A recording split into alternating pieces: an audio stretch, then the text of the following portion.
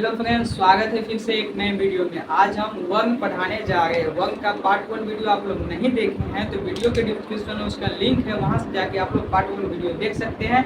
ये part 2 video है, ठीक है। आप लोग चैनल पर नए हैं तो चैनल को कर दीजिए सब्सक्राइब, और वीडियो अच्छा लगेगा तो कर दीजिएगा लाइक और कमेंट भी कर लीजिएगा, ठीक है। चलिए वीडियो के स्टार्ट कर ले हैं।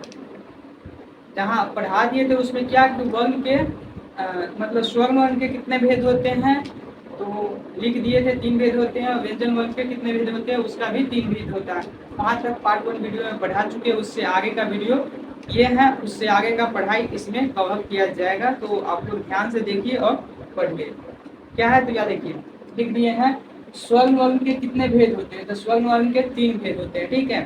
पहला भेद है हस्वर, दूसरा का क्या है दीर्घ स्वर, और तीसरा क्या है प्लुत स्वर। अब इसके बारे में डिटेल में पढ़ेंगे कि हस्वर किसको कहते हैं और दीर्घ स्वर किसके कहते हैं और प्लुत स्वर किसको कहते हैं। ये पूरी जानकारी प्राप्त करेंगे ताकि समझने में आसान हो, ठीक है। तो चलिए, यहाँ पे पहला क्वेश्चन क्या है। पहला क्वेश्चन है कि हस्वर किसे कहते हैं, ठीक है।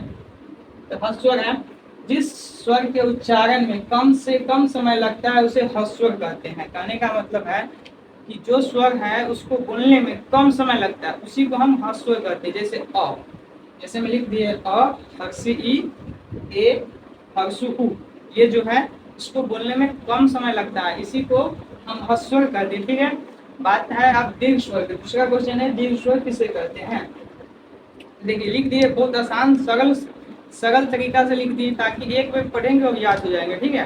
तो लिखा गया है कि जिस स्वर के उच्चारण में हस् स्वर से, जिस स्वर के उच्चारण में हस् स्वर से 2 गुना समय लगता है, ठीक है, 2 गुना समय लगता है, उसी को हम क्या कहते हैं दीर्घ स्वर कहते हैं।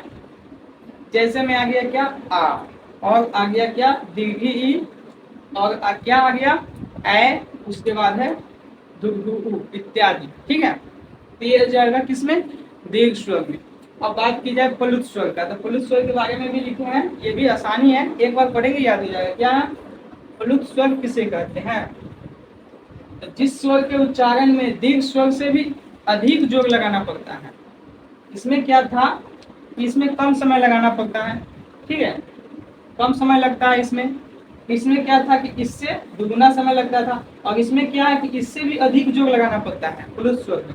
प्लुत स्वर में दीर्घ स्वर से अधिक जोर लगाना पड़ता है, उसको हम क्या कहते हैं प्लुत स्वर कहते हैं। जैसे में बात की जाए क्या है हे कृष्ण, हे कृष्ण, अधिक जोर लगाना पड़ता है ना। चलिए, तो ये हो गया स्वर के 3 भेद होते हैं, तीनों के बारे में पढ़ लिए। अब पढ़ेंगे व्यंजन वर्ण के कितने भेद होते हैं और उसके बारे में। यहाँ पे लिख दिए क्या व्यंजन वर्ण के कितने भेद होते हैं, तो उसके भी 3 ही भेद होते हैं। इसका नाम क्या है, पहला है स्पर्श व्यंजन, दूसरा है अंतःस्थ व्यंजन, ठीक है, तीसरा है कुसुम व्यंजन। अब इसके बारे में पूरी जानकारी यानी पूरा पढ़ेंगे डिटेल में। यहाँ पे लिख दिए हैं स्पर्श व्यंजन किसे कहते हैं। देखिए, जो व्यंजन कर्ण, तालु, मुद्रा, दांत और ओष्ठ की सहायता यानी ओष्ठ ओष्ठ और इसको बोलते, ठीक है, ओष्ठ की सहायता से बोली जाती है उसे हम क्या बोलते हैं, उसको हम स्पर्श व्यंजन बोलते हैं। स्पर्श व्यंजन, स्पर्श व्यंजन में भी सब अलग अलग होता है। जैसे देखिए कर्ण से क्या बोला जाएगा, तालु से क्या बोला जाएगा, मुद्रा से क्या बोला जाएगा, दांत से क्या बोला जाएगा, ओष्ठ से क्या बोला जाएगा, ठीक है, सबका अलग अलग। जैसे यहाँ देख सकते हैं कवर्ग, कवर्ग कहने का मतलब हुआ क्या क से अंग तक, ठीक है, ये हो गया कवर्ग। ये कवर्ग जो बोला जाता है कर्ण से बोला जाता है। जैसे बोल के देखिए क ख ग घ अ, ये सब किससे उच्चारण हो रहा है कर्ण से होगा, इसलिए इसको क्या बोलेंगे कर्ण से ये बोला जाता है कवर्ग यानी क ख ग, ठीक है। चवर्ग, चवर्ग कहने का अर्थ क्या हुआ कि च छ ज ज पूरा हो जाएगा यह, ठीक है। ये किससे बोला जाता है तो तालु से बोला जाता है। यहाँ पे देखिए तालु लिख दिए। चवर्ग कहने का मतलब समझ गया, से न तक, ये तवर्ग बोला जाता है मुद्रा से, ठीक है। तवर्ग, तवर्ग कहने का मतलब क्या हुआ से न तक, ये बोला जाता है किससे दांत से, ठीक है। पवर्ग कहने का मतलब हो गया क्या प फ ब भ, नीचे बोल के देखते हैं प फ ब भ म, ये सब ओष्ठ से बोला गया है ना, इसलिए इसको ओष्ठ कहा गया है। प फ ब भ यानी पवर्ग जो है ओष्ठ से बोला जाता है। ये लिप्स, इंग्लिश में बोलेंगे लिप्स, ठीक। आप पढ़ लिए स्पर्श व्यंजन, दूसरा पढ़ेंगे अंत अस्थ व्यंजन। ठीक है, इसमें है, ये भी आसान है, समझिए क्या है। य र ल व को अंत अस्थ व्यंजन कहते हैं, ये याद रखना है। किसको?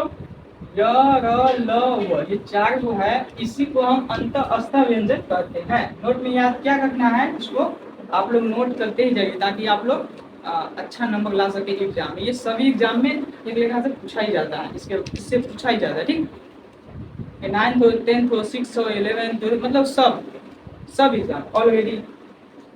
ठीक है, नोट में क्या याद रखना है, क्या इसका उच्चारण जीभ, तालु, दांत और कोष्ठ को परस्पर सटाने से होता है। ये जो हम बोलते हैं ना, य र ल व, ये सब एक साथ ही सटता रहता है बोलने से।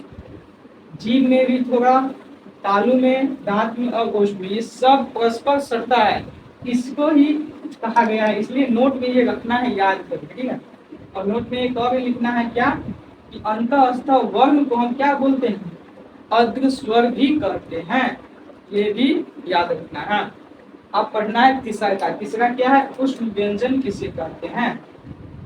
तो उष्ण व्यंजन की भी बात की जाए तो क्या है उष्ण व्यंजन, लावे स, मुहान स, दंती स, ह को उष्ण व्यंजन कहते हैं। इसमें भी चार को है, इलावे स, मुहान स, दंती स और ह, ये जो जितने हैं इस सबको उष्ण व्यंजन कहते हैं। एक और है जो एक्स्ट्रा में रहता है, जो छूट गया है, उसको हम क्या कहते हैं वो भी लिख दिए हैं।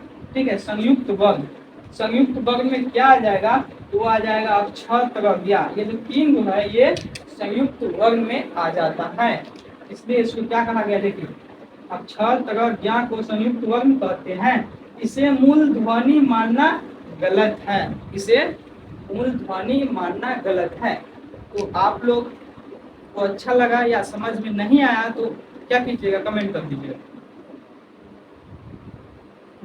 संयुक्त वर्ग, अक्षत्रज्ञा को संयुक्त वर्ग कहते हैं, इसे मूल ध्वनि मानना गलत है। ठीक है, उम्मीद करते हैं आप लोगों को अच्छा लगा है। अच्छा लगा है तो क्या करना है, सबसे पहले लाइक कर देना। ठीक है, और चैनल पर आप लोग नए होंगे तो चैनल को सब्सक्राइब कर देना, क्योंकि ऐसे ही मजेदार वीडियो और आसान भाषा में लेके आएंगे ताकि आप लोग एक को पढ़ेंगे और समझ जाएंगे वर्ग के बारे में पूरा डिटेल। पार्ट 1 वीडियो देखना ना भूलिएगा। ठीक है, वीडियो के डिस्क्रिप्शन में उसका लिंक है। तो ठीक है, आप लोग लाइक कर दीजिए, कमेंट कीजिए प्यारा सा, और चैनल पर नए हैं तो सब्सक्राइब कर दीजिए।